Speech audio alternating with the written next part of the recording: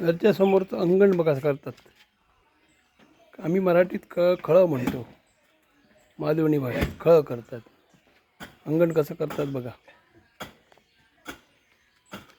असं खणतात आणि नंतर पूर्ण जमीन खणून हे करतात, अंगण करतात.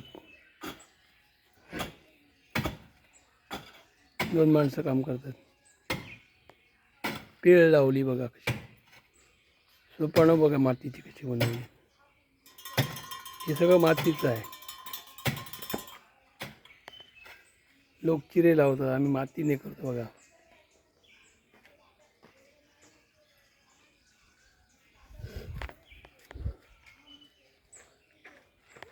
असली कोकणातलं काम.